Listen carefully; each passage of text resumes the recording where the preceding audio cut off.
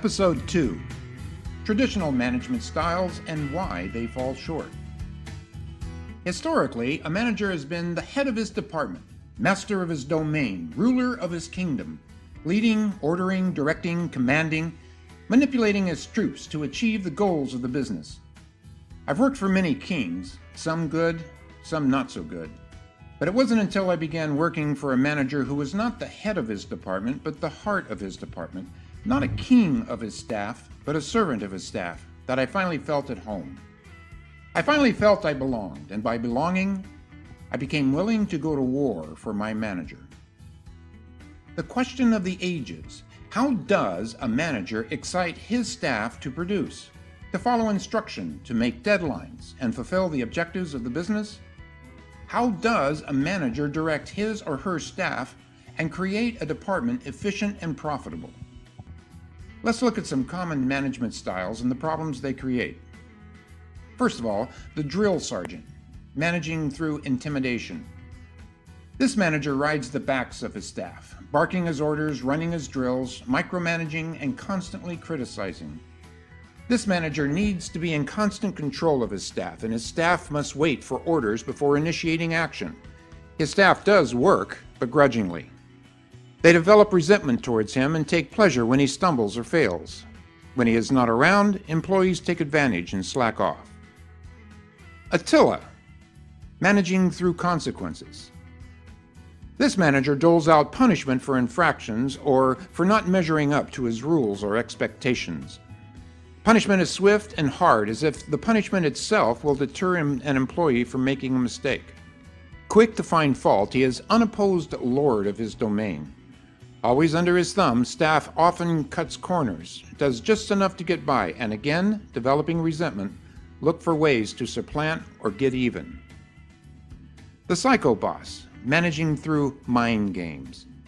By keeping his staff confused and in fear, this manager attempts to use psychology to keep employees wondering where they stand, how they're performing, and if they are in trouble.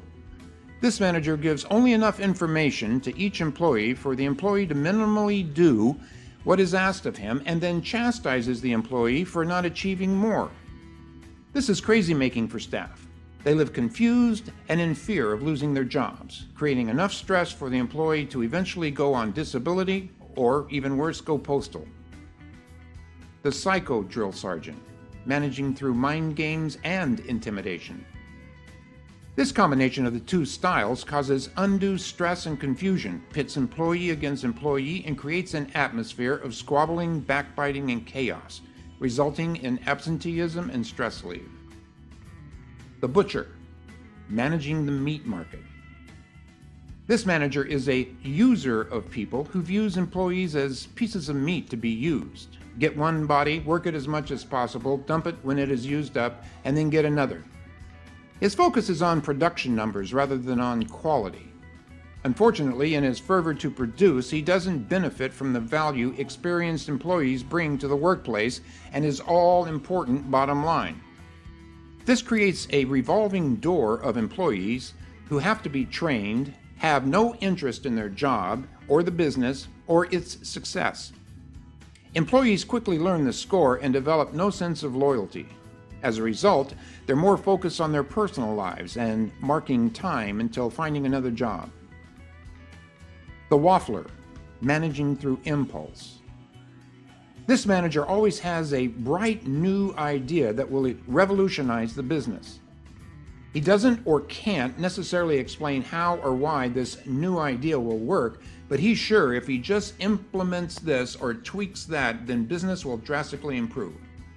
Though his enthusiasm is real and his intentions well-meaning, he creates an atmosphere of nothing really matters anyway, put it off until later because everything's going to change tomorrow.